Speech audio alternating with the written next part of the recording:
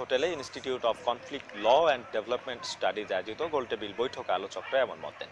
তারা বলেন, বর্তমান সময়ে গণমাধ্যম এবং সামাজিক যোগাযোগ মাধ্যম সক্রিয় হওয়ায় নির্বাচন কারচুপির সম্ভাবনা অনেকটাই কমে যাবে। আফসার উদ্দিনের প্রতিবেদন। মূলক নির্বাচন একটি গুরুত্বপূর্ণ বিষয় এবং এর সাথে রাজনৈতিক প্রক্রিয়া কিভাবে যুক্ত হবে। রাজনৈতিক প্রক্রিয়া ও অংশগ্রহণমূলক নির্বাচন শিরোনামে এই গোলটেবিল বৈঠকের আলোচনার মূল বিষয় ছিল কিভাবে আগামী জাতীয় নির্বাচন সবার কাছে গ্রহণযোগ্য হয়ে উঠতে পারে। কোন রাজনৈতিক দলেরই যেন এ চাওয়াটা না হয় যে তাল গাছটা আমার, তারপরে আসো রাজনীতির কথা বলি।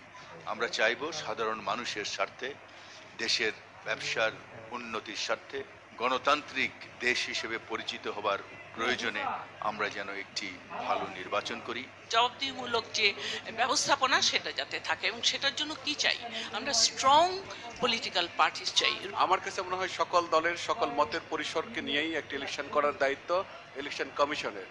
রাজনৈতিক দলগুলোর কি ভূমিকা হবে কি হবে না, এবং রাজনৈতিক দলগুলোকে ইলেকশনে নিয়ে আসার দায়িত্ব সেটিও ইলেকশন কমিশনের উপরেই বর্তায়। আলোচকরা বলছেন, গণতান্ত্রিক একটি সরকার গঠন করতে চাইলে নির্বাচনে স্বাধীনতা বিরোধীদের অংশগ্রহণ নিষিদ্ধ করতে হবে, সে সাথে নিষিদ্ধ করতে হবে ধর্মের নামে রাজনীতিও। অনেক সময় কোরআন শরীফ নিয়ে গিয়ে ভোটারদেরকে প্রভাবিত করার চেষ্টা করা হয়। এই ব্যাপারে নির্বাচন কমিশনকে প্রয়োজন হলে তাদের আইন সংশোধন করে কঠোর শাস্তির ব্যবস্থা আনতে হবে। যদি সেনাবাহিনী নির্বাচনকালীন নিয়োজনের প্রশ্নটি আসে, তাদেরকে এমন কোনো দায়িত্বে নিয়োজিত দেওয়া যাবে না যাতে তারা রাজনৈতিক বিতর্কের মধ্যে জড়িয়ে যেতে পারেন। গণতান্ত্রিক পদ্ধতি আমাদের শিখতে হবে, সুতরাং এবারই সর্বশ্রেষ্ঠ সুযোগ।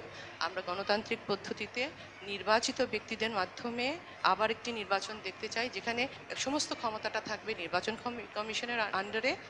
ক্ষমতায় যাওয়ার জন্য অংশগ্রহণকারী দলগুলো যেন সহিংসতায় না জড়াতে পারে সে বিষয়েও নির্বাচন কমিশনের কঠোর অবস্থান থাকতে হবে বলে মত দেন আলোচকরা।